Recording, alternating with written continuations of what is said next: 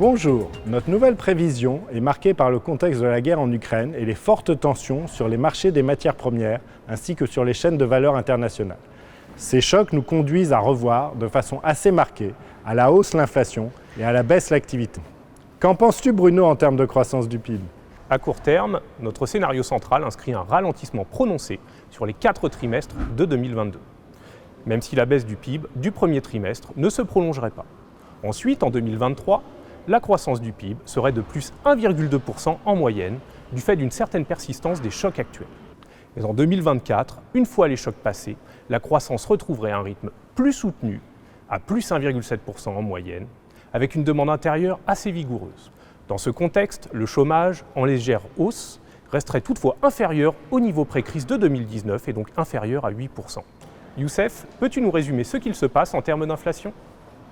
L'inflation en France, dans notre scénario central, serait élevée en 2022 et encore en 2023, en particulier à cause de la forte dynamique des prix de l'énergie, à laquelle s'ajoute dans les prochains trimestres celle des produits alimentaires et des biens manufacturés.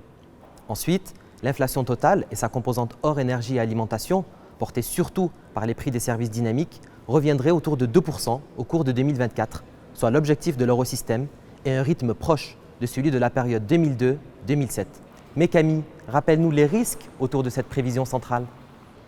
Au regard du haut degré d'incertitude, nous présentons en effet un scénario défavorable dans lequel des risques supplémentaires se matérialiseraient, dont des tensions beaucoup plus marquées sur les prix de l'énergie et de l'alimentation. La croissance serait alors nettement réduite en 2022 et le PIB reculerait de moins 1,3% en 2023 avant que la croissance se rétablisse partiellement à plus de 1% en 2024. Les chocs sur les prix des matières premières se traduiraient aussi par une inflation supérieure à 6% en 2022 et 2023, suivi d'un repli plus marqué de l'inflation en 2024, au vu du contexte économique très dégradé dans ce scénario. Guy, c'est à toi de conclure. N'oublions pas que cette variante défavorable doit s'interpréter comme un risque par rapport à notre scénario central que nous jugeons à ce stade plus probable.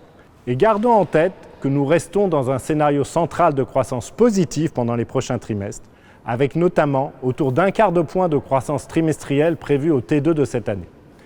Quant à l'inflation, très élevée actuellement, elle devrait dans notre scénario central commencer à décroître en 2023.